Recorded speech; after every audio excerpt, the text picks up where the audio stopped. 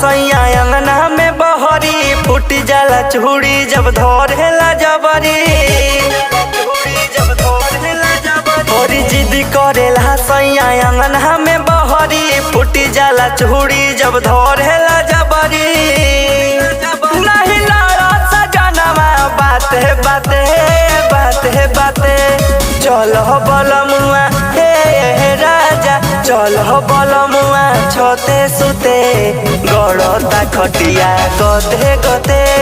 चलो बलमुआ छते सुते गड़ता खटिया गते गते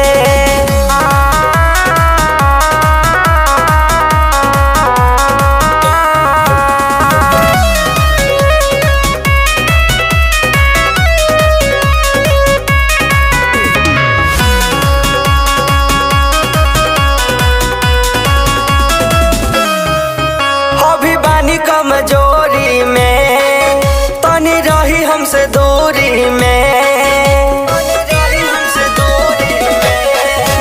अभी बानी कमजोरी में तनी रही हमसे दूरी में सास रुक जाई बात बढ़ जाई कितना समझाई हो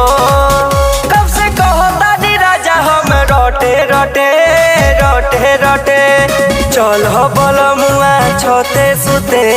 गड़ता खटिया रते गते चलो बलमुआ छते सुते गड़ता खटिया गते गते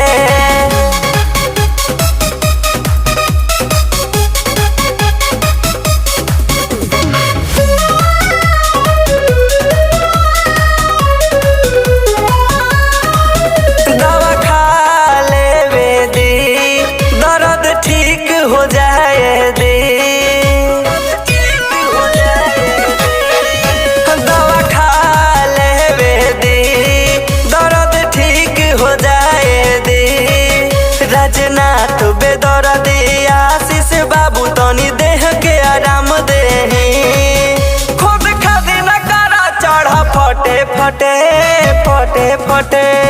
चलो बलमुआ छते सुते गड़ता खटिया गते गते